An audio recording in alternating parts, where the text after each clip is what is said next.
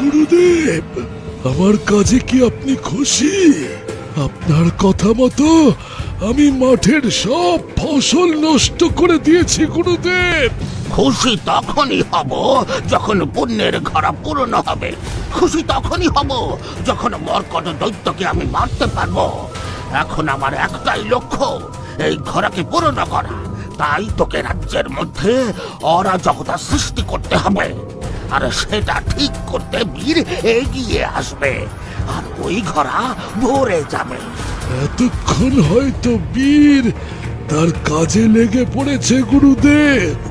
হ্যাঁ, এখন যা যা যা, তুই ওদিকটা দেখ। যথাজ্ঞা গুরুদেব।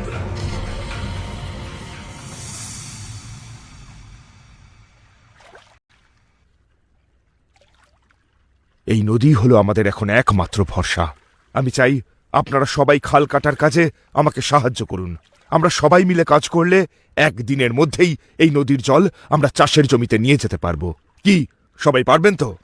নিশ্চয়ই পারবো বীর, আর এটা আমাদের করতেই হবে।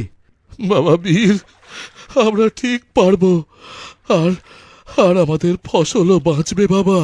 নিশ্চয়ই বাঁচবে, এটা স্বাভাবিক খরা নয়।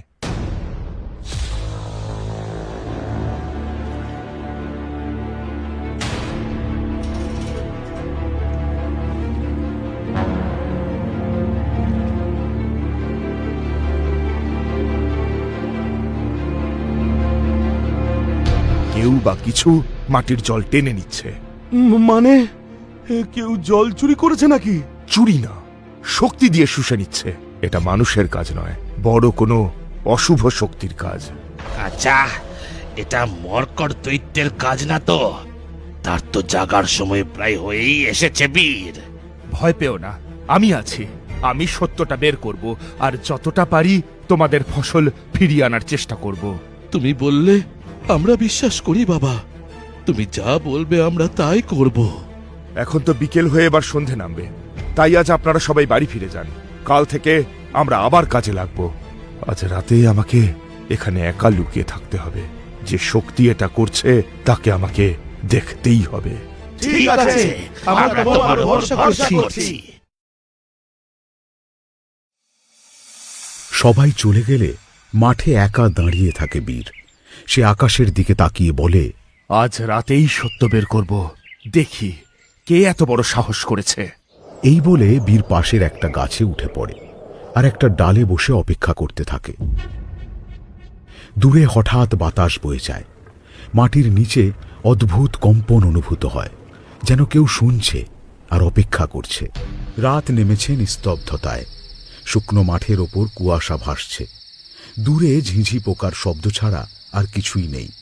গাছের ডালে লুকিয়ে দাঁড়িয়ে আছে বীর, সতর্ক আর নিঃশ্বাস আটকে। হঠাৎ বাতাস ঠান্ডা হয়ে যায়। মাটির ওপরে সবুজ আলো ঝিলিক দেয়।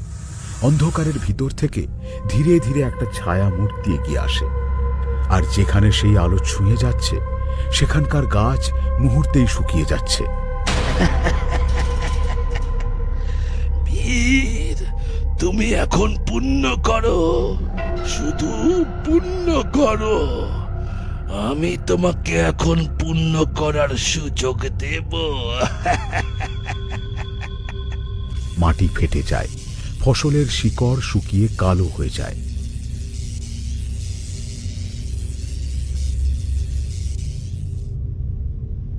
এই সেই শক্তি, এই সেই সবুজ ছায়া। কিন্তু এটা মানুষ নাকি অন্য কিছু?